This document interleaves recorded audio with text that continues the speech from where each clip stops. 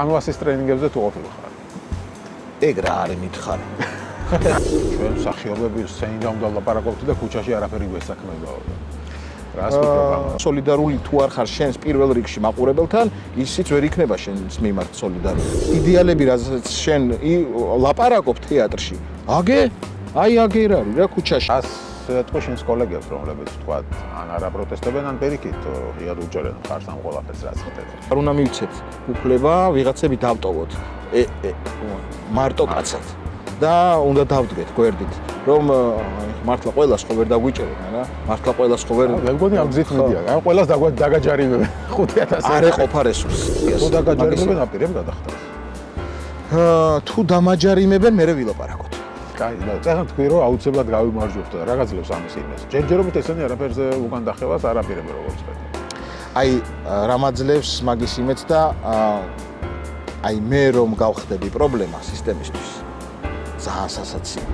ჩვენ უნდა ვიცოდეთ ვინ რას ფიქრობს და როგორ ფიქრობს და როგორ აპირებს ამ ქვეყნის ფეხზე დაყენებას რა. მივადგეთ ოპოზიციის საკითხს. რა თქმა უნდა. რას ფიქრობ ოპოზიციას? იცი რა არის ოპოზიციას რაც უნდა გაეკეთებინა ჩემი აზრით, მანამდე ვერ გააკეთა.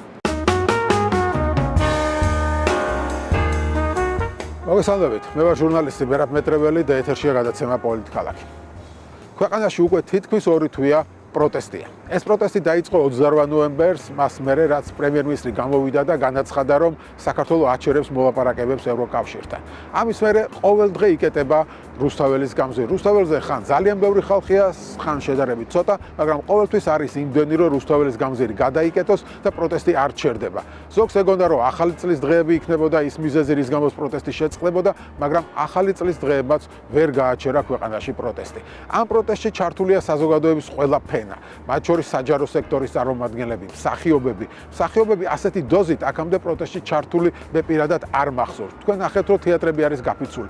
ამ პროტესტს ამ დღეების განმავლობაში ხელისუფლება ებრძვის ყველანაირი მეთოდებით, ებრძოდა ძალადობით, ბევრი მომიტინგი ეცემდეს, თქვენ ეს ყველაფერი პირდაპირ ეთერში ნახეთ.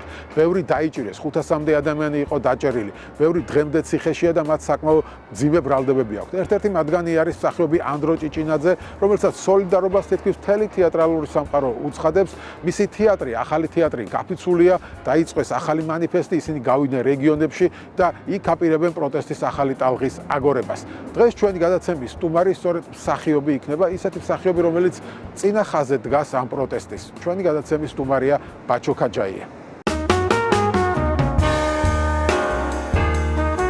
მოგესალმებით ბაჩო. გამარჯობა. გადაცემაში მონაწილეობისთვის და ალბათ ვერ შეწარმოიდგენა ვერც მე თუ პოლიტიკაზე გვექნებოდა გადაცემა, მაგრამ ასე მოიტანა ცხოვრება და ამიტომ ეს პირველი კითხვა იქნება ასეთი კანვასის ტრენინგებზე თუ ყოფილიყარ. ეგ რა არის მითხარი. არ გაგიგია ხო? ანუ რაღაც არასამთავრობო ორგანიზაცია, რომელსაც ხელისუფლება აბრალებს, რომ მსახიობები და რეჟისორები დაგატრენინგათ რევოლუციის მოწყობაში. უი რა სიძახი. ხო და საინტერესო. მოდი. მოკლედ თუ ამ კანვასის ტრენინგზე არ ყოფილხარ, გაუხსნათ მაშინ ბატონ პრემიერს, რატო ხართ ქუჩაში? ბატონი პრემიერი ჩემთვის არ არის ბატონი პრემიერი, ის არის დე ფაქტო. კი ბატონო. და ქუჩაში ვარ ზუსტად მისი განცხადების გამო, რომელიც 28 ნოემბერს გაკეთდა, რომ წყვეტს მოლაპარაკებას ევროპასთან და ევროინტეგრაციასთან მიმართებაში, რაც ვფიქრობ, რომ პირდაპირ ჩვენი ნების საწინააღმდეგოდ საქართველოს მოსახლეობის უმრავლესობის ნების საწინააღმდეგო განცხადებაა და ქმედება. ის ადამიანები, რომლებიც ელოდნენ რაღაცა ცვლილებას და ოპოზიციურმა სპექტრმა ვერ მოახერხა ეს, ვერ მოახერხა იმიტომ, რომ მგონია, რომ არასაკმარისად იმუშავეს ოპოზიციამ და რაღაცა ეს ფრუსტრირებული საზოგადოება, რომელიც ითხოვდა მათი ფუნქციის შესრულებას რეალურად, რომელიც მათი ვალდებულებაც იყო, რომ ჩვენი ხმები დაცული ყოფილიყო და ჩვენი არჩევანი ყოფილიყო დაცული. ვფიქრობ, რომ ეს ვერ მოხერხდა მაშინ და რაღაცნაირად ისედაც რაღაც იმედგაცრუებული საზოგადოების გატეხვის და ბოლომდე გადატეხვის ცდილობა იყო ამ ასე ვთქვათ განცხადების მიზანი, რომელიც 28-ში გაკეთდა. ხო, ან ბოლომდე, იმიტომ რომ შემდგომ, როდესაც როცა მე ვცდილობ რომ რაღაცა დავაკანონო და ამ დაკანონებისთვის ძალა მჭირდება, უნდა მოვსინჯო რამდენად მაქვს, რისი ძალა მაქვს რა. და საბოლოო ჯამში ხედავ რომ შეიძლება უკვე რაღაცნაირად შენელებული პროტესტი, რომელიც არის და იმედი მაქვს, რომ ეს ვეღარ მოიკრებს ძალას, სადაც კი შეიძლება კიდევ იყოს მორჩენილი რაღაცა ძალები, ისიც ბოლომდე უნდა დავიმორჩილო, რადგან საბოლოო ჯამში ასე ფიქრობდა ხელისუფლება, რომ რადგან ხალხი ვერ გამოიყვანა ოპოზიციამ არჩევნების მერე, მოდი ბოლომდე ჩავაჭიროთ. ხო, იმიტომ რომ მერე უკვე ყველანაბიჯი მარტივია. ანუ მერე უკვე ყველანაირი შენი რაღაცნაირი რეჟიმის საცეცეები შეგიძლია ძალიან მარტივად დაამყარო დიქტატურა, იმიტომ რომ თავარი ომი მოგებული გაქვს. ხო, აი საინტერესო თემა არის, რა არის ამ რეჟიმის, როგორც ჩვენ ვუწოდებ, მას თავარი მიზანი დღეს. რა თქმა უნდა, ესეც ჩემი სუბიექტური აზრია და რაღაცა ის რომელიც მე არა ვარ პოლიტიკოსი და მაგრამ ნუ ხა სახიობების და ყველანი რადგან ამ პროცესში ხართ ჩართული და აპროტესტებთ, ეს ნიშნავს იმას, რომ რაღაცის მიმართ გააქვთ თქვენი სუბიექტური დამოკიდებულება, რაც არის თქვენთვის მიუღებელი და აი ეს მინდა რომ აუხსნათ მაყურებელს, რატომ მიხვედით იქამდე რომ ქუჩაში გამოხვედით. ხო, ეს ყველაფერი ხო ამაზე არ დამოკიდებული, რაზეც არის. მე ახლა ამას იმიტომ ვამბობ, რომ რაღაცნაირად როგორც პოლიტოლოგის რაღაცა ეს ვიღაცა ვართქვას ხა ეს რომელი პოლიტოლოგი გახდა ხო ეს გასაგებია ვაზღვევ რა პოლიტიკა თემა არის ისეთი რომელიც ყველა მოქალაქეს გვეხება გვინდა ჯამში პოლიტიკაზე და ფეხბურთზე თუ ფეხბურთი უყვარს მე ეს ყველანი ვლაპარაკობთ ვართ პოლიტოლოგები ვართ თუ არა ფეხბურთის სპეციალისტები იმიტომ რომ მართლა ყველას ეხება განსაკუთრებით პოლიტიკა ხა ფეხბურთისგან განსხვავებით და ჩვენ ვხედავთ რომ ყველა პროფესიის ხალხი არის ქუჩაში აქ მარტო პოლიტიკოსები პოლიტოლოგები არ დგანან. ამიტომ უნებრივია თქვენ როგორც მოქალაქის აზრს ვცდილობთ რომ გავაცნობთ მაყურებელს და ამიტომ მათ ვიც ფიქრობს რომ ეხა პოლიტიკაზე რატო ლაპარაკობს ბაჩო არ გაეკეთებინა ხელისუფლებას ის რა არის ლაპარაკი ზუსტად. ძალიან მშვიდად და წყნარად ვიყავი. ნუ არც თუ ისე მშვიდად და წყნარად თეატრში იმ გაგებით რომ ჩვენ ყოველთვის ვლაპარაკობდით პოლიტიკაზე თუ სოციალურ პრობლემებზე თუ ასე შემდეგ და ჩვენი სივრცე ყოველთვის იყო ამისთვის დათმობილი და ჩვენთან მოსული მაყურებელი ყოველთვის იღებდა იმ პრობლემებზე პასუხს თუ ასე ვთქვათ არა შეიძლება პასუხს ვერა მაგრამ წამოჭრას პრობლემისას ყოველთვის ხედავდა და ყოველთვის ამჩნევდა მაგრამ დღეს სხვა სხვათა შორის ეს ხელისუფლება თავიდან რომ გამოვიხვედით მსახიობები აქტიურად ძალიან ისე მოგიტრიალათ რომ ვიღაცები თქვენი კოლეგები მახსოვს იმედის ეთერში რუსთაველის თეატრიდან 1-2 ამბობდა რომ ჩვენ მსახიობები სცენიდან უნდა ლაპარაკობთ და ქუჩაში არაფერი გვესაქმებაო. რას ვფიქრობ ამაზე? ჩვენ სათქმელს სცენიდან უნდა ვამბობდეთ.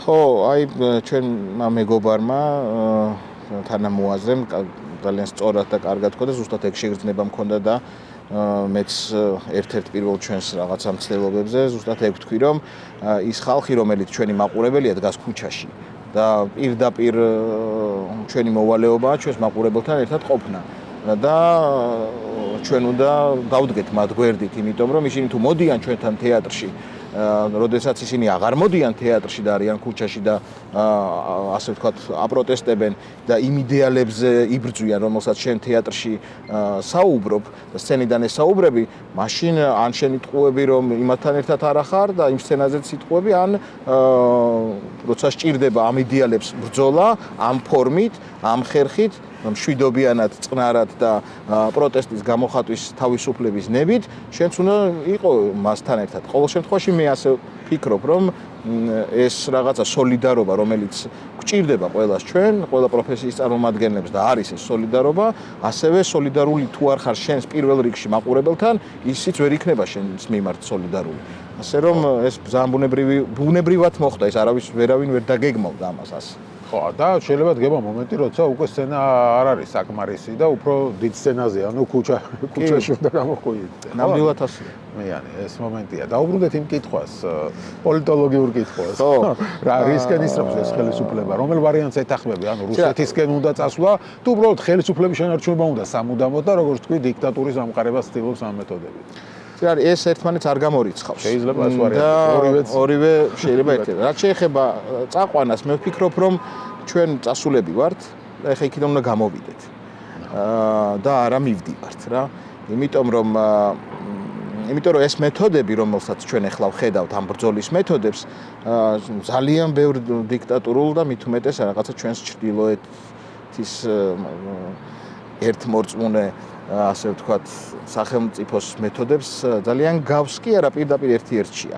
დაწყებული ყველაფრიდან. შესაბამისად, დღეს უბრალოდ მათი მეთოდები იმდენად უკვე დახვეწილი და უფრო მეტად ბრუტალურია, ვიდრე ასე ვთქვათ, ჩვენი მართველი პარტიის, მაგრამ იქამდეც მივალთ და მათაც მაშინ ესე დაიწყეს. ზუსტად. ანუ როცა საუბრობთ, რომ რუსეთში ვართ უკვე, იგულისხმება ის, რომ მართლობითი სისტემა გვაქვს მათნაირი უკვე ჩამოყალიბებული და რა ის რაღაც ხა გუბერნია გავხდით უკვე. ხო, არა, რა თქმა უნდა. არა და მაგას იმიტომ რომ არჩევნების მერე გამოდიოდნენ კობახიძე, დინარაძე და სხვები და ამბობდნენ რომ აი რო ამბობდით ჩელიაბინსკში გავიღვიძეთ ჩელიაბინსკში. ესე ირონიულად გვეკითხებოდნენ თუ გახსოვს ეს არჩევნები, ანუ ოცნება თუ მოიგებს ჩელიაბინსკში გავიღვიძებთო და ნუ ჩემი პასუხიც ეგ იყო რომ აი ეს რასაც აკეთებთ ახლა ქუჩაში, როგორ ცემთ ხალხს, როგორ უსწორდებით ადამიანებს რა რეჟიმსაც ამყარებთ, ეს არის სწორედ რუსეთი და ბელორუსი და არა ის რომ ხა ჩვენ რაღაც თბილისის ჩელიაბინსკში გადაიტანდა. ხო, ვერა, გადაიტანდა. ამაზეა საუბარი. ახლა მაგალითად ჩვენ როგორც ვიცი სასამართლო გაქვს, ხო? რას გედავებიან? მე დავებიან გზის გადაკეტვას. ძალიან სასაცილო მტკიცებულებებით. აი მართლა დაუჯერებელი მტკიცებულებებით, სადაც ათასობით ადამიანი დგას, მეც მათ შორის და კამერა, ვიდეო კამერა, რომელიც არის პარლამენტის შენობაზე ალბათ დამაგრებული, იმიტომ რომ ძალიან შორიდან მოდის პირდაპირ ჩემთან. ზუმით. რომ ამომიცნეს. თუმცა როგორც აღმოჩნდა ეს ამოცნობა თვითონ რაღაცა ტექნოლოგიურად კი არ ხდება, არამედ იქ ოქმში სახელი და გვარის წერია რაღაც ინსპექტორი, რომელიც ამის უკანზის, მან უბრალოდ მიცნო და მან ამომიცნო და მე მოძებნა ჩემი მონაცემები. და არა რაღაცა ტექნოლოგიამ ამომიცნო როგორც გზის გადამკეტი. ანუ პირდაპირ როგორც ცნობადი სახე, ასე მიცნო და ასე გადაწყვიტა, რომ მე ასე ვთქვათ, ვარღვევდი კანონს. ხო, ანუ მარტყულებელს რო ავხსნათ, რაზეა საუბარი, როცა რუსთაველზე იკრიბება ბევრი ხალხი, ტროტუარზე ვერტევა დგას ქუჩაში, მე ვინც მიდის, ყველა დგება სავალ ნაწილზე, ასე ვთქვათ, მანქანების სავალ ნაწილზე. და ამის მტკიცებულებაც არსებობს, რომ მე შევუერთდი. ანუ თქვენც მიხვედით, როცა უკვე ვიყე გადაკეტილი, მაგრამ ხელისუფლება ამბობს, რომ ვინც იქ დგახართ, ყველა დამნაშავე ხართ ქუჩის გადაკეტვაში, იმიტომ რომ არ იყავით საკმარისი რაოდენობა, რომ ქუჩა გადაგეკეთოთ. მაგრამ თავარი ამბავი რაც არის, ვერ ამბობს ახალი მეთოდი მოიგო. კი, და ვერ ამბობს ამავდროულად რამდენია საკმარისი. ხო, ეს კანონით ვინ საზღვრავს, რომ რამდენია საკმარისი იმისთვის, რომ ქუჩა გადაიკეთოს. კანონი არც ვერ საზღვრავს მაგას. შესაბამისად, არც იმ დროს არ არსებობდა, რომელიც ასე ვთქვათ, მოპასუხე მხარემ დაადასტურა, რომ იმ დროს იქ არ იყო სამართალდამცავი არც ერთი ორგანოს წარმომადგენელი, რომელიც უნდა შეიძლება მოსულიყო და ვალდებულება ჰქონდა მას, რომ მოსულიყო და ეთქვა, რომ ცირ არის შენ არაკანონიერად. ხო, ეგ სხვა საკითხია, ხა პოლიცია რომ მოვიდეს და გითხრას, რომ თქვა არახართ საკმარისი, გადადით ტროტუარზე და არ გადახვიდეთ. მაშინ შეიძლება გეგმოთ, მაგრამ ეხა იქ არავი არ თქვა, არ მოვიდა და არ გითხრათ, რომ ქუჩას რატო კეტავთ, თქვენ ჩვეულებრივად idekit ქუჩაში, და უბრალოდ მიხვედით, რომ ხალხი იდგა ქუჩაში და თქვენც მიხვედით და მართ თქვენ არ ხართ ესეთი ბევრს აჯარი. ამ შემთხვევაში მე და ანა ვიყავით ყებუჩავა, რომელიც ერთად გამოვედით კაფიდან, რომელიც ერთად ვსვავდით იქ ყავას და გადაიკეტა გზა, რომ გამოვიდა გადაკეტილ გზაში შევუერთდი. მიტინგს შევუერთდი და აბსურდი. ზუსტად ეგ არის. ის მეთოდები 500 ლარი თულად დაჯარიმება, ხო, ან 15 დღიანი, ნახოთ, რომელს ლოგისტიკა, რომელს გადაწყვეტს ამ შემთხვევაში სასამართლო.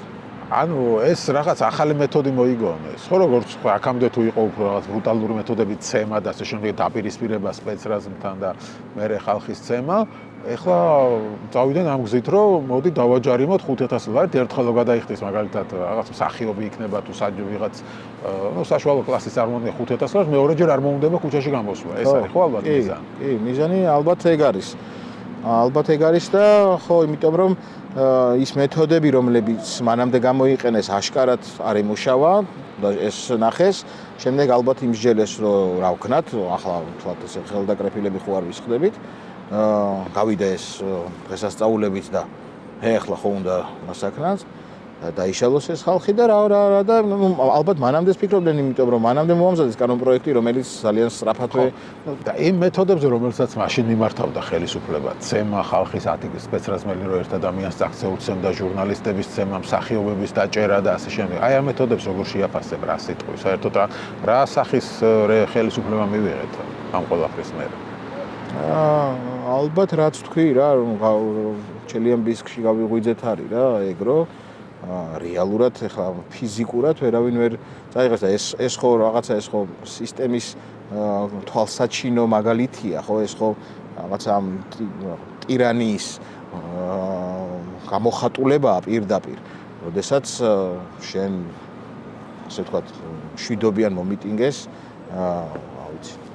ასე უსწორდები და სახიზვლებს ულეწავ და მე რომ მიყავს სანამ აი და აი მე ვამბობ რომ უნდა დაკავდეს სიტყვაზე სამართალ დამრღვევი და დაკავდეს მაგრამ გზაში რომ იმას რაღაც აწამებ სახიზვლებს უმტრევ და ამ მდგომარეობაში აგდებ ნუ არაფერში არ ჯდება ეს რა არანაირ ადამიანურ მორალში და ანუ არანაირ პოლიტიკურ ხედვაში და არაფერში რა უბრალოდ ხო მაგრამ მათ როგორც ხვდები ახლა დამოკიდებულება აქვთ ასეთი ნუ განსაკუთრებით მათი მომხრეები უფრო თამამად ამბობენ ამას ვიდრე თქვათ თვითონ პოლიტიკოსები რომ აი თქვენ ახლა ხელისუფლების გადატრიალება გინდათ დასავლეთის დაფინანსებით და დატრენინგებული რევოლუციებით და უნებრივია ახლა რაღაც ხელისუფლება ასეთი მეთოდებით ცდილობს თავის დაცვას რაც ახლა ჩემი აზრით გამართლება არ არის მაგრამ მიდგომა ერთმა დამიწერა Facebook-ზე მაგალითად რომ ახლა ხელისუფლების დახვება უნდათო და მოხდება და არა იქნებაო ეს მიდგომაა. ხო, რავი, ამას შეიძლება მეც მითხრა რომ დაგაჯარიმებენ, აბა რა სიზავენ იქ რო დგახარო და. ხო. რა ვიცი, ეხლა მაგ საზოგადოებაში, მაგ ქვეყანაში თუ გვინდა ცხოვრება, არ ვიცი ეხლა ეს მე არ მინდა. ამიტომაც ვდგავარ. ამ აქ 1000-ობით, 100,000-ობით ადამიანსაც არ უნდა და მაგიტომაც დგას, თორე ეხლა ეგრე ყველაფერს საიდანაც გვინდა იქიდან გამოვაბავთ დოგს ყურს და ხო. ვიტყვით რომ ეგრეა. კი ხო, მაგრამ საბოლოო ჯამში შენ როცა ასეთი მეთოდებით ცდილობ ხელისუფლების შენარჩუნებას რომ ყალიბდები მოძალადე რეჟიმად, ხო? ანუ ისეთ რეჟიმად, რომელსაც თითქოს შენ ებრძოდი წინა ხელისუფლების დროს. იცით რა არის, მეორე ამბავიც არის რა, ახლა რევოლუციაზე როცა ვლაპარაკობთ, აქ არის რომ მოთხოვნაშიც უნდა იყოს, ხო? მაშინ ეს.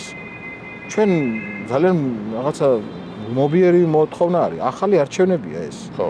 და აქ შენ ლეგიტიმაციის საკითხს აყენებ. შენსას, რომელსაც თუნდაც რაღაცა რაოდენობა რომელსაც ამბობ რომ ამდენი მივიღეთ, აბა მართლა მიიღე?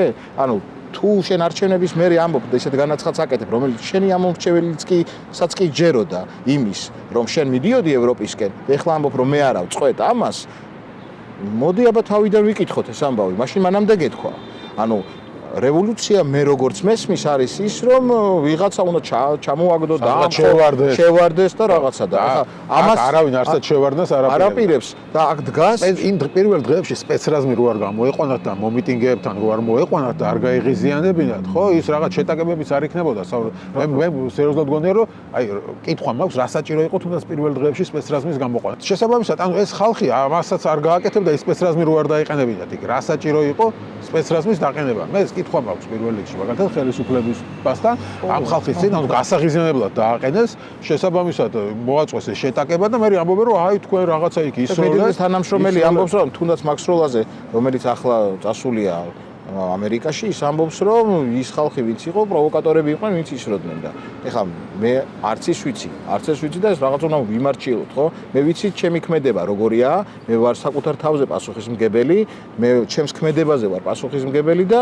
მე ეს შეგრძნება მაქვს და შენ რომ მოდიხარ პირადად ჩემთან და მეუბნები რომ შენ თავისუფალი ნების აკრძალვა მინდა, იმიტომ რომ შენი გდგომა არ შეგიძლია, მე ამაზე ძალიან დიდი პრეტენზია მაქვს. როდესაც შენ ვიღაცას იჭერდა, არა გაქვს ამისი სამართლებრივი საფუძველი, მე ამაზე მიჩნდება პრობლემა. თუ შენ ვიღაცა რაღაცას აშავებს და ამას ამტკიცებ, კი ბატონო რა, ანუ მეც ეგეთ სახელმწიფოს შენება, ეგეთ სახელმწიფოში ცხოვრება მინდა, სადაც ჩემი სიმართლე, ვიღაცის სიმართლე დაცული იქნება. მაგრამ როდესაც შენ რაღაცაზე არა გაქვს პასუხი და შენ როგორც გინდა უბრალოდ ასე უნდა იყოს, არ ვიცი ეს ამას ვერ შევეგუები უბრალოდ რა, ანუ ძალიან ბუნებრივი მოცემულობაა, რომ ვერ შევეგუე ხა რომ ირტყაო შენ, რა ვიცი, კაი გავწევ ერთხელ და გავწევ მეორედ და შეიძლება 10 ჯერაც გავწიო, მაგრამ დავმოვალ და დავდგები რა, ისე.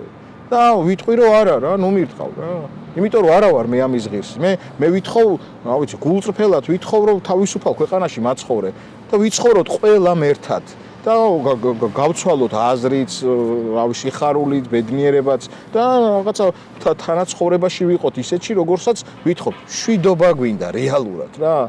და ამ რაღაცა შვიდობის შიშით მოგვიტანეს ომი რა. ომი, რომელშიც კიდევ უფრო მეტად შვიდობას გვერდებოდა. ხო, და კიდევ უფრო მეტად აპირისპირებენ ადამიანებს, რომლებიც ერთად ცხოვრობენ ერთ ქალაქში, ერთ სოფელში, ერთ რაღაცა ქვეყანაში და ამ რაღაცა პოლარიზაციას ქმნიან თითიდან გამოწოვილს აბსოლუტურად, ხო, თორე ვის რა გვაქვს ერთმანეთთან გასაყოფი, არავისთან არაფერთან გასაყოფი არ გვაქვს.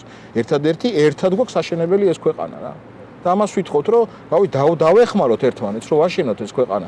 მე ჩემი საქმე ვაკეთო, შენი საქმე აკეთე, იმან თავის საქმე აკეთოს და სოფელიც აშენდება რა. ხო, ანუ არავის უხარია ქუჩაში დგომა. არა, დავიღალე. და რაღაც დასავლეთის დაფინანსებით და დაძალებით ქუჩაში არავინ არ დგას. რა თქმა უნდა, მე იმიტომ ანუ მართლა ფიზიკურადაც დავიღალე, ემოციურადაც დავიღალე, ვიცი, გონებრივადაც და ყველანაირად რა, მაგრამ მე იქ იმიტომ კი არ გავდივარ, რომ მინდა, უბრალოდ სხვანაირად არ შემიძლია.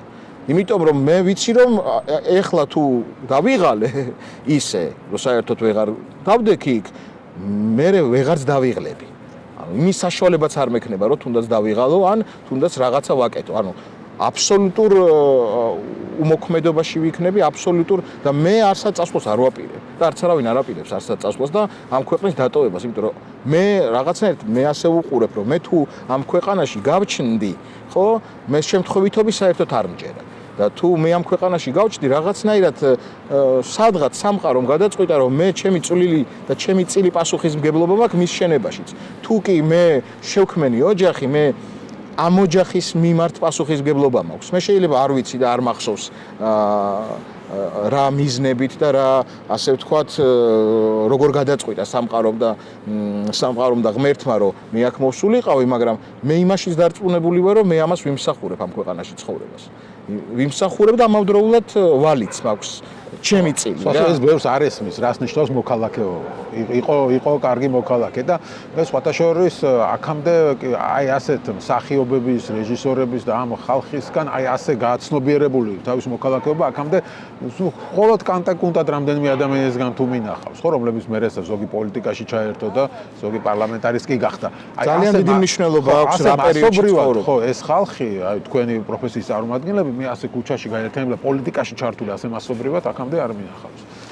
ხო, იმიტომ რომ მართლა ძალიან დიდი მნიშვნელობა აქვს რა გარემოში იზრდება რა ადამიანი. რა, ეხლა როდესაც საბჭოთა კავშირი იყო, ამის შეგრძნება მხოლოდ რაღაცა ის ქონდა რა, აი უბანი უნდა იყოს, რა, ოჯახი უნდა იყოს მხოლოდ და ეს მეხება მე რაღაცა უბანი, რაღაც ქუჩის რაღაცა მონაკვეთი, შეიძლება თუ ვინმეს აი რაღაცა ის ამბიცია ქონდა, შეიძლება სოფელზე თქვა რომ ჩემია. იმიტომ რომ იქ კიდე უფრო მეტად ის იყო და ამიტომ რაღაცა ეს კოსმოპოლიტიზმი, ასე ვთქვათ, რომელიც კიდე უფრო დიდ რამეს მოიცავს, ვიდრე თუნდაც ერთი ქვეყანა, მაგრამ და მგონია რომ ეგ არის მთავარი ამბავი, იმიტომ რომ ერთია რომ მოქალაქე ვარ, მეორე ვარ რომ კიდე ადამიანი ვარ, რომელიც სხვა ქვეყნის ადამიანს შორის განსხვავება იმასა და ამას შორის არის შეიძლება კულტურული რაღაცა კი ბატონო აუცილებლად, მაგრამ ის რომ ჩვენ მთავარი რამე ყველას ერთი გვაქვს, ეგ არის რაღაცა ის შიგნით ის ერთი წერტილი რა, რომელიც ავი ვიღაცისთვის სინდისია, ვიღაცისთვის მორალია, ვიღაცისთვის ღმერთობა, რა ვიცი, ბევრი რამეა, მაგრამ ეგ არის და პატრიოტიზმია. ხო, პატრიოტიზმიც ეგ არის რომ აი რაღაცა შენს სინდის რაღაცები აქვს მიკრული მიწებებული მოლამაზებული რომ აი ეს ამისი ხარ იმისი ხარ ამისი ხარ მაგრამ ხო და შენია რა შენია საბოლოო ჯამში და შენი მოსაფრთხილებელია შენი გასაკეთებელია შენი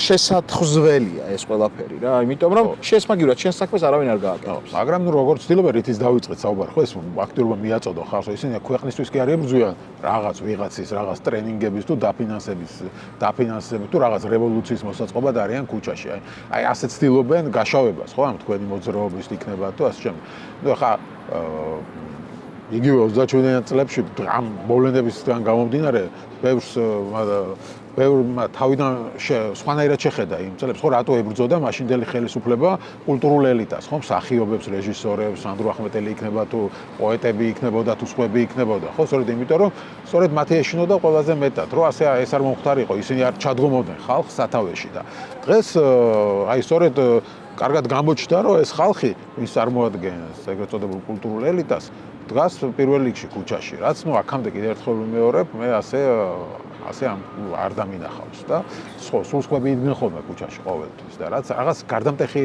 მომენტია ჩემი აზრით, რას ფიქრობ? კი, იცი მე რატომ გონია რომ აი რაღაცანაირად ბუნებრივად რატომ მოხდა ეს რა. აი წეგანაც ვახსენებ, რომ ჩვენ ყველა პრობლემას, რომელიც თუნდაც ჩვენ გქონდა როგორც პიროვნულად ადამიანი, იმიტომ რომ მსახიობი მაინც ეგ არის რა, ემპირიული გამოცდილება არის მისი საბოლოო ჯამში გამოტანა სცენაზე, იმიტომ რომ მე თუ რაღაცნაირი რაც ვიღაცას ვითომ თამაშობ, ის უკვე არ მოგწონს შენ როგორც მაყურებელს, იმიტომ რომ იმ ვითომს ხედავ. და როდესაც მე ნამდვილი ვარ იქ და ჩემი პრობლემა მომაქვს, ჩემი რაღაცა ცხოვრებისეული გამოცდილებით, ჩემი რაღაცა ამ ტკივილით, სიხარულით და ასე შემდეგ, მან ხედავ რომ ეგ მეც მქონდა რა. და ამიტომ ამბობ რომ ჩემთვის სხვა ადამიანი არ არის, ყველა ერთი ვართ და ამის ასე ვთქვათ გაზიარება რა არის, მე ნაღდი რადის ვარ, როდესაც მე რაღაცას შეიძლება ისეთივე ზუსტად ისეთივე რაღაცა ქმედებები არ ჩამიდენია როგორც ამ პერსონაჟმა, მაგრამ მე ხვდებ მე ვიცანი, ანუ ვიცანი რა გავიგე იმის. გავიგე რა არის ვიცანი რა, იმიტომ რომ მე ვერ გავიგებ თუ არ ვიცნობ. ანუ რაღაცა ის იმ პერსონაჟში და ჩემ პერსონაჟში რაც მოხდა, ეს არის ცნობა და ეს არის ზუსტად ის პრობლემებზე ლაპარაკი, რომელზეც ჩვენ ვლაპარაკობდით თეატრში. ეს პრობლემები გარეთ ხდება რა და ამ გარეობას სჭირდება ისევ გაზიარება და კიდევ უფრო მეტი გაზიარება იმ ადამიანებთან და იმ ერთობის შექმნა, რომელიც ბუნებრივად შეიქმნა. აი ამას ვამბობ, რომ პრობლემებზე სხვადასხვა თეატრებში როცა ვლაპარაკობდით ჩვენს სივრცეებში, აგერ წინ გვიდევს ეს პრობლემა რა. აგერ არის, აი პირდაპირ ქუჩაშია ეს პრობლემა, ქალაქებშია ეს პრობლემა, ყველგან ეს პრობლემა. არჩევანი მოიქცე გმირივით თუ ანტიგმირივით, ხო? კი, რა თქმა უნდა და ის იდეალები, რასაც შენ ლაპარაკობ თეატრში, აი აგერ არის რა ქუჩაში. ამის რასაც ამბობ რომ აი ამაზე ხმა უნდა ამოვიღოთ, აგერ არის რა. და თუ უნდა ამოიღო ხმა, რითი შეგიძლია ამოიღო. იმით რომ უბრალოდ დადგე და გააპროტესტო. ხო, დრას ეთქვი შენს კოლეგებს, რომლებიც თქვათ, ან არ აპროტესტებენ, ან პირიქით ღიად უჭერენ მხარს ამ ყველაფერს, რაც ხდება. იცი რა არის, ყველას თავისი გზა აქვს, ჩემი აზრით. ყველას თავისი შეხედულება აქვს. მე ზუსტად ისეთი საზოგადოების შენების მომხრე ვარ, სადაც ყველა აზრს თავისი წონა ექნება და თავისი გამოხატვის საშუალება ექნება და თავისი, მაგრამ ერთი რამე რაც მართლა ძალიან მნიშვნელოვანია, არის ის, რომ თუ კი ის მართლა გულწრფელია ამ პოზიციაში, მაშინ მოსულა. მაგრამ თუ კი ის არის ამ პოზიციის საწინააღმდეგოდ და ფიქრობს რომ ეს არ არის სწორი, მაშინ გონია რომ ხმა უნდა ამოიღოს. ისევ იმიტომ კი არა რომ უნდა ამოიღოს, იმიტომ რომ თვითონ იყოს კარგად. და არა იმიტომ რომ მე მინდა ეს. არა, მე მინდა რომ ის იყოს კარგად და თუ კი სინდის მარში აწევს. ხო, ამიტომ რომ ძალიან ხმამაღალი ხმა არის ეგ სინდისი. მაგრამ სინდის ერთი ძალიან რაღაცნაირი უჩვეულო თვისება აქვს. ის არ ძალადობს შენს. მას თუ კითხავ, მაშინ კიო გეტყვის, ან არაო გეტყვის, მაგრამ არასდროს არ ძალადობს შენზე. იმიტომ რომ ეგ რაღაცა გულწრფელია, ნაღდია რა ეგ სინდისი და ვერ ძალადობს. შენ ახსენე რომ ყველას გასაუბრებს და ხოდეს და რა თქმა უნდა, პოლიტიკა იმისთვის არის რომ ყველა სხვადასხვა აზრი ქონდეს ამ თემაზე, მაგრამ ჩემს წარმოდგენილ როგორ შეიძლება ქონდეს განსხვავებული აზრი ძალადობაზე. განსხვავებული აზრი გქონდეს უსამართლობაზე. როცა შენი კოლეგა ახლა ედავებიან, ანდრო ჭიჭინაძე ვახსენეთ, ხო? და ებას კი არ ედავებიან და რაღაც როგორც თქვენ ახლა ქუჩის გადაკეტვას და რაც ასევე უსამართლობაა, მაგრამ ნუ რაღაც ციხეს ყოველ შემთხვევაში იმდენი წლებით არ ითვალისწინებთ, ხო? ადამიანს ედავებიან ჯგუფურ თავდასხმას. ანუ უყენებენ მაქსიმალ როგორც ახლა ჩვენს კოლეგას მზია ამაღლობელს. ხო, კი ბატონო, ხელი გაარტყა, გავიგეთ, მაგრამ ის კი არ მიუყენეს რაღაცა ადმინისტრაციული წესით, რასაც გაითვალისწინებდა. არამედ მიუყენეს ყველა მძიმე მუხლი პოლიციელზე თავდასხმა. პოლიციელზე თავდასხმა არის, რომ ვიღაც ავტომატით ან დანით რო დაადგება პოლიციელს და დაჭრის ან რაღაცა, აი ეს მუხლი მიუყენეს. პოლიციელ რომ 4-დან 7 წლამდე მიუსაჯონ ჩვენს კოლეგას მზია ამაღლობელს და პლუს წინასწარი პატრონი ან ანდროსთან დაკავშირებით რა საჭიროა წინასწარი პატიმრობა, ან მზია ამაღლობელთან რა საჭიროა, ხო, წინასწარი პატიმრობა და მე ამაზე მიჩნდება ხოლმე პრეტენზია იგივე ჩემი კოლეგების მიმართ, ხო, რომელიც სახელმწიფო არხზე მუშაობენ. გავიგე, შენ შეიძლება იმ ხელისუფლებას ემხრობ, მე ამაზე პრეტენზია არ მაქვს.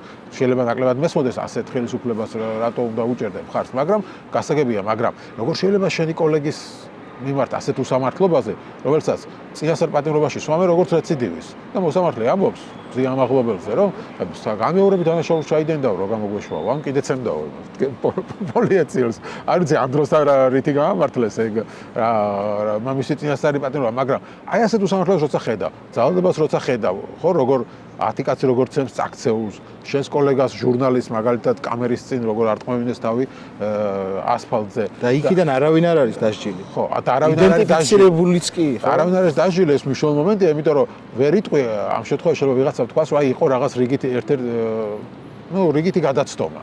რომელიმე პოლიციელის, მაგრამ თუ რიგით გადაცდომა, მაშინ მას დასჯიან.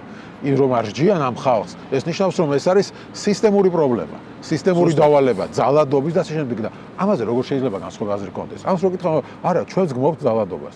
ეს ეხა სიტყვერად დაგმობა რას ნიშნავს ძალადობაში გამოდი და გვერდზე დამიდექი, იმიტომ რომ შენ რო გმობ ძალადობას და ის ხელისუფლება არ სჯის მოძალადეს, ხო უნდა მიხვდე რომ ეს ხელისუფლება გახდა უკვე მოძალადე.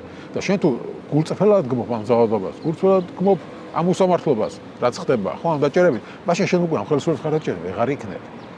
თავისთავად. ხო და მაშინ გამოდის რომ შენ უბრალოდ ფასონზე, არ ვიცი რაღაც, სიტყვის მასალად მეუბნები რომ ძალადობას გმობ. იმიტომ რომ ძალადობას თუ გმობ, მოთხოვე შენ ხელისუფლებას რომ ერთი მოძალადე მაინც დასაჯოს. ასე მეც ვიტყვი რაღაცას, რომ აი გმობ რაღაცას, მაგრამ თუ არაფერს არ გავაკეთებ, რა ფასი ექნება. ზუსტად მაგას ვამბობ. მე აი თუ ვინმეს რამე სხვა პოზიცია აქვს და ამ პოზიციაში ის გულწრფელია, მაშინ კი ბატონო, გასაგებია რა, გასაგებია იმ გაგებით, რომ შენც იგივე თუნდაც რა ვიცი, იგივე მოძალადე ხარ, ან რა ვიცი რა, ან თუ ამართლებ თუ რაღაცას არ ამართლებ და ამბობ რომ არა, ზუსტად მე მგონი რომ საზოგადოებას კიდევ ეგ აქვს ერთმანეთთან სალაპარაკო რა, იმიტომ რომ ჩვენ ის წერტილები უნდა ვნახოთ, რაშიც ვეთანხმებით ერთმანეთს და არა ის წერტილები, რაშიც ვეწინააღმდეგებით. თუმცა იმაზეც უნდა ვილაპარაკოთ, რაშიც ვეწინააღმდეგებით, მაგრამ იმისთვის რომ რაღაცნაირად კონსენსუსი მოხდეს, ჩვენ უნდა ვიცხოვროთ და ვცხოვრობთ ერთ ქვეყანაში, ერთ ქალაქში, ერთ უბანში, ერთ, რა ვიცი, სადარბაზოში. აი ასე გახლეჩილის საზოგადოება, მე მგონი, აი ზვიად გამსახურდია რომ ჩამოაგდეს, იმის მერე არ ყოფილა როგორც დღეს და აპირისპირებული. მე ერთი რამის ასე ვთქვათ, ასევე შეიძლება მარჩიელობა იყოს, მაგრამ ერთი რამის შეგრძნება მაქვს და რაღაცა ინტუიციით გრძნობ ამას და შეიძლება რაღაცა მანამდე ცხოვრებისეული პატარა გამოცდილებით, რომ როდესაც ეს ყველაფერი ჩაივლის და გამარჯვებით დასრულდება, ძალიან ბევრი იმ ადამიანთაგანი ასე ვთქვათ მოეხსნება ის ტვირთი, რომელიც აქვს და ამაზე დაიწყება საუბარი. ეხა შეიძლება ვიღაცამ თქვას, რომ გვიანი შეიძლება იყოსო, მაგრამ არასდროს არ არის. გჯობს გვიან, ვიდრე არასდროს, მაგრამ მაინც ვფიქრობ, რომ საჭიროა, იმიტომ რომ ისევ იმისთვის არის საჭირო, რომ მას არ კონდეს რაღაცნაირად წაგებული მდგომარეობაში ყოფნის და ვიღაცამ ემანდ ვიღაცას არ მოუწიოს, რომ ვიღაცას ქედმაღლურად გადახელოს რა. ესეც ძალიან მნიშვნელოვანი რამ არის, იმიტომ რომ მე მაგალითად ვეღარ წარმომიდგენია ამ ხალხთან, ვინც ამ ძალადობას მხარს უჭერს, ამ პოლიციასთან, ვინც ასე ძალადობს, აი როგორ უნდა გავაგრძელოთ თანაცხოვრება ასეთ ხალხთან. არ ვიცი, შენ რას ფიქრობ ამ თემაზე, მაგრამ ძალიან რთული მომენტია. ხო, არა, აქ პოლიტიკა არაფერში აღარ არის. ადამიანობაზეა ლაპარაკი. ზუსტად პოლიტიკა რომ არაფერ შუაში არ არის, ზუსტად მაგ გადაწყვეტილებით ვარ ამ გადაცემაში შენთან, იმიტომ რომ მართლა პოლიტიკა აქ არაფერ შუაში არის და მე არა ვარ პოლიტოლოგი და მე ვარ ადამიანი, რომელსაც ეს შეგრძნებები აქვს და ადამიანური სოლიდარობის გამოხატვა უნდა ყველა იმ ადამიანთან, ვინც არის დაჩაგრული. და ამ ჩაგვრის, ასე ვთქვათ, თვალის დამხუჭველი მე ვერ ვარ და ვერ ვიქნები და მინდა რომ მათი ყოფა, რა ვიცი, გავაძლიერო და მათი მდგომარეობაში სოლიდარული ვიყო და მათ არ იგრძნონ თავი მიტოვებულად და მარტოდ. იმიტომ რომ როდესაც შენ რაღაცა იდეალებისთვის იბრძვი, გინდა არ გინდა გჭირდება თანამოაზრე რა, იმისთვის რომ კიდევ ერთხელ დარწმუნდე, თორე ზუსტად ვიცი რომ, რა ვიცი, ერთი კაციც მქონდა რა, მაგის რა ბევრი მაგალითი რომ, რა ვიცი, ერთ კაცას გაუწირავს თავი იდეალებისთვის, ხო? მაგრამ იმიტომ შეეწირა ის კაცი, რომ ის ერთი იყო. და ამიტომაც არ უნდა მივცეთ უფლება ვიღაცები დავტოვოთ მარტო კაცად და უნდა დავდგეთ გვერდით რომ მართლა ყველას ხო ვერ დაგვიჭერენ რა მართლა ყველას ხო ვერ მე მგონი ამ გზით მიდიან აი ყველას დაგაჯარიმებენ 5000 არ ეყოფა რესურსი ხო არ დასაჭერად შეიძლება არ ეყოთ არა დასაჯარიმებენ არც მაგისთვის არ ეყოფათ რესურსი თუ კი ძალიან ბევრი ვიქნებით ის სასამართლო ჩემი მინიმუმ 2 საათი მიდიოდა და კიდე მეტი და კიდე ამდენჯერ გადაიდო და კიდე რაღაცა უნდა იყოს იმიტომ რომ რესურსი ამისი ესეც რო შევხედოთ ხო ინსტიტუციას თუ დაგაჯარიმებენ აპირებ გადახდას თუ დამაჯარიმებენ მე ვილაპარაკოთ. კაი, მაგრამ წახან თქვი რომ აუცილებლად გავიმარჯვებთ და რა გაძლევს ამის იმეს. ჯერჯერობით ესენი არაფერზე უკან დახევას არ აპირებენ როგორც ხედავ. აი რამაძლევს მაგის იმეც და აი მე რომ გავხდები პრობლემა სისტემისთვის ძალიან სასაცილოა. აი მართლა სასაცილოა. და მე რომ პრობლემა ვარ აი შეიძლება რა ვიცი ამაყო იყოს ჩემთვის, მაგრამ მართლა ძალიან სასაცილოა რა და ეგ მაძლევს იმედს ზუსტად. კი ბატონო, და მაინტერესებს საბოლოო ჯამში პროტესტის ფორმებში რამეს თუ შეცვლით დღეს რაც ხდება. ბევრს აქ ხა რაღაც ესეთი განცდა, რომ უკვე რაღაცა არის შესაძლებელი და რას ფიქრობ შენ? ცირა მთავარი ამბავი არის რუსთაველი და რუსთაველზე გადის ჩვენი თავისუფლება და მანდ მთავარია რომ მანდ არ მოვაკლოთ ხალხი ჩვენი სხვა ფორმებით. ეს ერთი. მეორე ის რომ ფორმები იმისთვის უნდა შეიცვალოს რომ მოემატოს. თუ კი აკლია. ის რომ რეგიონებში მიუწვდომლობა არსებობს ინფორმაციის ეს ფაქტია. და ვფიქრობ რომ თორე იქაც არის ხო რა თქმა უნდა კრიტიკული აზრი მათი ყოფა მთელი უბედურება ის არის რომ მათი ყოფა მთელი ამ დამოუკიდებლობის მანძილზე ამ 30 წლის და ცოტა მეტის ხო მათი ყოფა არ შეცვლილა არანაირი ცვლილების შემდეგ და შემდგომ და მათ მართლა აი პირადი გამოცდილებით არ აქვთ იმის იმედი რომ რაღაცა კიდე შეიცვლება ინდიფერენტულობა რომელიც შეიძლება რაღაცა რეგიონებში არსებობდეს ხო ამითია მხოლოდ და მხოლოდ ყველასგან მოტყუებული არის ანუ ყველა მთავრობისგან, ყველა ხელისუფლებისგან, ყველა, რა ვიცი, გამგებლისგან, ყველა მერისგან, ყველა ადამიანისგან მოტყუებულები არიან ეს ადამიანები და არ ჯერათ რა რეალურად რომ რაღაცა რეალური ცვლილება დადგება. ამიტომ ვამბობ რომ საზოგადოებამ დღეს აი რაც ხდება რომ საზოგადოებამ აიღო საკუთარ თავზე და ქვეყნის ასე ვთქვათ კეთილდღეობაზე პასუხისმგებლობა, იმიტომ რომ პასუხისმგებელი პირებმა ყველამ ყოველთვის მოგვატყუა და ჩვენ უნდა მოვთხოვოთ ჩვენ მე შემდგომი ბრძოლა გვაქვს გასავლელი როდესაც მივახცევთ ამას იმიტომ რომ ჩვენ უნდა ვიცოდეთ ვინ რას ფიქრობს და როგორ ფიქრობს და როგორ აპირებს ამ ქვეყნის ფეხზე დაყენებას რა აუ მივადგეთ ოპოზიციის საკითხს რა თქმა უნდა რას ფიქრობ ოპოზიციას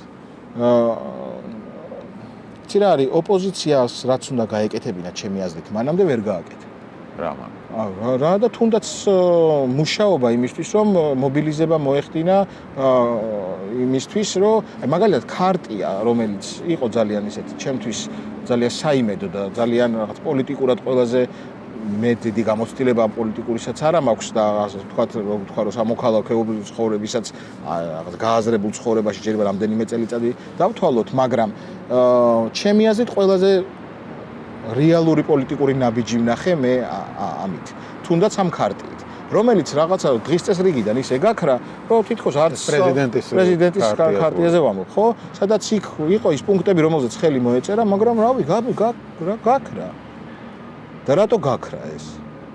საბოლოო ჯამში რატო ვერ მოხერხდა ამ ქარტიაზე ხელის მომწერებისთვის ამ შესრულება იმაზე რაც მოაწერეს? ხო, და მგონია რომ ეს ძალიან ცუდი რამ არის და აქაც რაღაცნაირად მოტყუებულები დავრჩით. ამიტომ შემდეგი ნაბიჯები საზოგადოებას მგონია რომ უნდა რაღაცნაირად უნდა კომუნიკაცია მოხდეს, ასე ვთქვათ, გეგმები, მიზნები, ფორმები. ოპოზიცია პლანზე გადავიდა და ირაკლი კობახიძემ გუშინ ნიშნის მოგებით თქვა, რომ ეხლა ამ ოპოზიციამ როგორ უნდა მოიგოს არჩევნები, მიტინგებზეც კი ვერ მიდიან, ისე ეშინიათ ხალხისო და რაღაც სიმართლე შეიძლება იყოს ამაში, არ ვიცი. არა, მე მიტინგებზე ვხედავ არიან ხოლმე. არა, მოდიან, მაგრამ ანუ წინამძღოლი ვერ არიან, ხო, მიტინგების. ხო, ანუ ვერ მიტინგების სათავეში პოლიტიკოსები ვერ დგანან. ამას გულისხმობ. ხო, ეს ფაქტია, ხა მე აქაც ვერ ვიქნები, რატო როგორ ვისი გულისთვის ამის განსჯა და რაღაცნაირად დალაგება ჩემი კომპეტენცია არ არის, მაგრამ მე ვამბობ, აი შე რომ ანუ ეგ ფაქტია რა, რომ წინ არ დგანან, წინ არავინ არ დგას. ამიტომაც თავი არ არსებობს აქ ერთი. აქ არის, ამიტომაც ვამბობ, რომ საზოგადოებამ აიღო თავის თავზე პასუხისმგებლობა, რომ რაღაცა უნდა გადაწყვიტოს თავის ცხოვრებაში თვითონვე. და ამიტომაც არის ბევრი თავი აქ, ყველა თავი არის, ყველა. და ამიტომაც უჭირთ დღეს ვიღაცა თავების მოძრაობა. ოპოზიციის მიუღებლობა არის ხო რაღაც ნაწილში, ვინც ქუჩაში დგას. რაც მე ვთქვი ეხლა, რომ ანუ შესაბამისად, ანუ მათი სამუშაო თქო, ხო ფაქტია ეგეც, რომ რა ვიცი, ვერ დაიცვეს ჩვენი ხმები. ეგეც ხო ფაქტია, ხო? და ეგეც ლეგიტიმურია, რომ მაშინ რა აზრი აქვს ამ ვითარებაში ახალი არჩევნების ჩატარებას? ამიტომაც ვითხოვთ ჩვენ თავისუფალ დამოუკიდებელ და სამართლიან არჩევნებს. და ესეც ამასაც უნდა მივახციოთ, რომ ის ჩვენ გქონდეს ამის განცდა, რომ საბოლოო ჯამში რაც ჩატარდება, ეს იყო თავისუფალი, დემოკრატიული და თავისუფალი არჩევანი.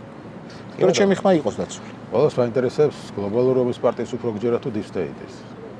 აი ეგენიც არ ვიცი რა არის და გეხვეწები თუ რაღაცა რომელი ეგეც არ ვიცი რა არის მართლა და რაღაცნაირად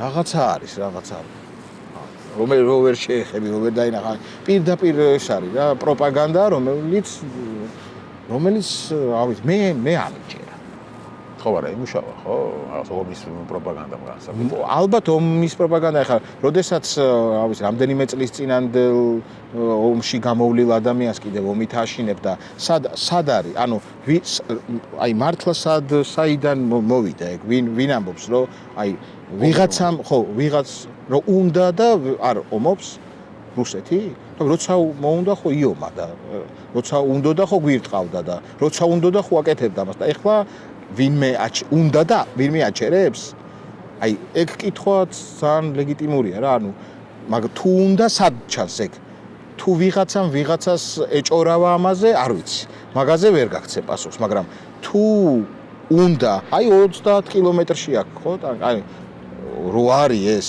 ვერ დაძრა ვერ ქნა ეს ვინმე გააჩერა ჩვენ მოჩერებთ ეთყობა ოცნება ანუ ეგ ჭორაობაა მაშინ უნდა თქვას რუსეთმა ან დაძრას და ქმედებაზე წავიდეს ან უნდა გაგვაფრთხილოს რომ ეხლა მოვდივარ ეგეთი რამეც არ მსმენია ანუ მართლა და თუ ვინმე უთხრა რომ მოვალთ ეჭორავა ეგ ესენ პირიქით ამბობენ ამ გლობალური ომის პარტია გვაძალებდა ომში ჩართვას ეგეც მაშინ მითხრას აბა ჩვენ უნდა დაგვერთხარ ანუ ეგეც ჭორაობაა ჩვენ უნდა დაგვერთხარ რუსეთის ხო და მაგას ვამბობ ეგეც ხო ჭორაობაა მაშინ მე მინდა ფაქტი მითხრა და ოფიციალური განცხადება ნახო ვიღაცას სადღაც რაღაცა ეჭორავა თუნდაც რომ ეჭორავა მე ხომ აქვს უფლება რომ არ დავიჯერო ეგ ჭორი როცა შენ ფაქტებით არ მელაპარაკებ რა თქმა უნდა ხო ამიტომ შესაბამისად მე არ მჯერა მაგის და მაქვს აბსოლუტურად ლეგიტიმური უფლება რომ არ მჯეროდეს ამის მე კი არ უნდა ვამტკიცო რომ ასე არის შენ უნდა დამიმტკიცო ის რასაც ამბობ კი ბატონო გასაგებია მადლობა დიდი გადაცემაში მადლობა და საინტერესო საუბრისთვის პოლიტიკაზე საინტერესო საუბარი